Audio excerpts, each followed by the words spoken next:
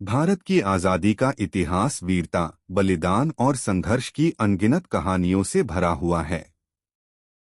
कुछ नाम हमारे दिलों में अमर हैं और कुछ ऐसे हैं जिनका योगदान इतना महान था, फिर भी उन्हें वह पहचान नहीं मिली जिसके वे हकदार थे।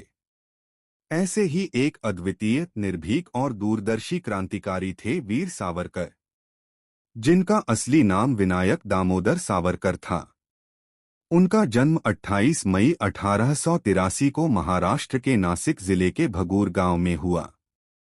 पिता दामोदर पंत और माता राधाबाई सावरकर के संस्कारों ने बचपन से ही उनके भीतर देशभक्ति और साहस का बीज बो दिया था। वे बचपन से ही तेजतर्रार और निर्भीक स्वभाव के थे। सिर्फ 9 साल की उम्र में उन्होंने शिवाजी महाराज की जयंती का आयोजन किया और गांव के बच्चों में आज़ादी की अलख जगाई। 1904 में जब वे पढ़ाई कर रहे थे, उन्होंने अभिनव भारत नामक क्रांतिकारी संगठन की स्थापना की। इस संगठन का मकसद था युवाओं को संगठित कर अंग्रेजों को भारत से बाहर खदेड़ना। आगे की पढ़ाई के लिए वे लंदन गए, जहां वे इंडिया हाउस में रहने लगे। वहीं रहकर उन्होंने स्वतंत्रता संग्राम के लिए योजनाएं बनाईं और क्रांतिकारी युवाओं को तैयार किया। उन्होंने 1857 के विद्रोह को भारत का प्रथम स्वाधीनता युद्ध कहकर उसकी गौरवगाथा लिखी। यह किताब ब्रिटिश सरकार को इतनी खटक गई कि इसे तुरंत प्रतिबंधित कर दिया गया। सावरकर केवल लेखन तक सीमित नहीं थे, वे हथियारबंद क्रांति के प्रबल समर्थक थे। 1909 में मदनलाल धींगरा द्वारा एक अंग्रेज अधिकारी की हत्या के पीछे भी सावरकर की प्रेरणा मानी जाती है।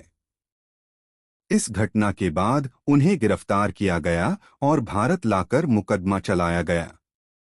1911 में उन्हें 50 साल की 2 आजीवन कारावास की सजा सुनाकर अंडमान निकोबार के कुख्यात सेल्युलर जेल भेज दिया गया, जिसे काला पानी की सजा कहा जाता था।